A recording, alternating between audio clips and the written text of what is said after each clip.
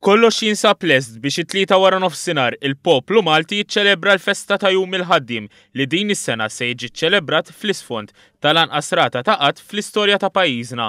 L-attivitajiet tal-Partit Laburista ta' Jum il-Ħaddiem fil-Belt ser jibdew kmieni wara nofsinhar fil-qalba tal-kapitali bil-qofol jintlaħaq fi Pjazza Tritoni li għadha kif ġiet irreġenerata.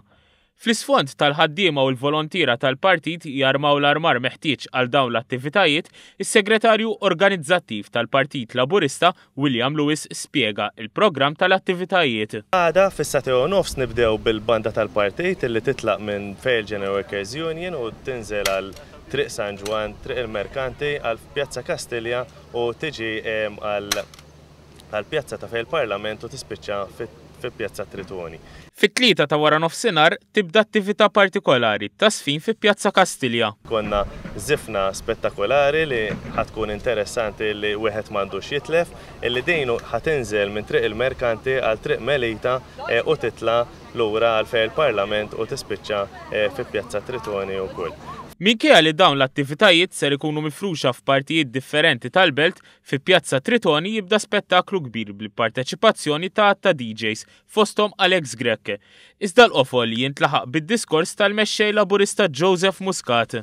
Għaddej l-aħħar preparamenti biex propju fi Pjazza Tritoni fl-isfond ta' din il-funtana l-Partit Laburista jorganizza l-qofol tal-attivitajiet tal-ewwel ta' Mejju.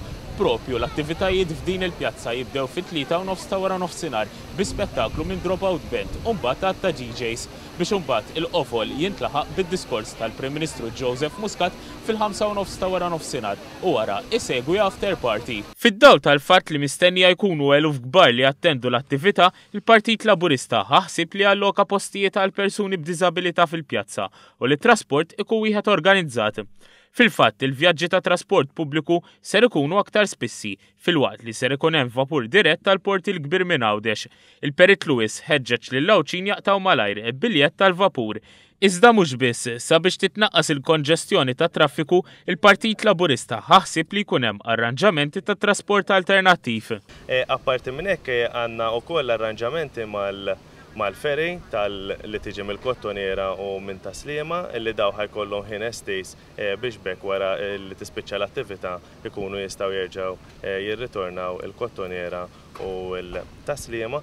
Sa dan it-tant il-Kumitati Lokali tal-Partit Laburista ser jorganizzaw trasport minn kull lokalità madwar Malta. Il-vetturi se jwaqfu lin-nies ħdejn il-ġnien tal-mal fil-Furjana u wara l-persuni li jużaw dan it-trasport jerġgħu jirkbu l-karozzi lura mill-istess post.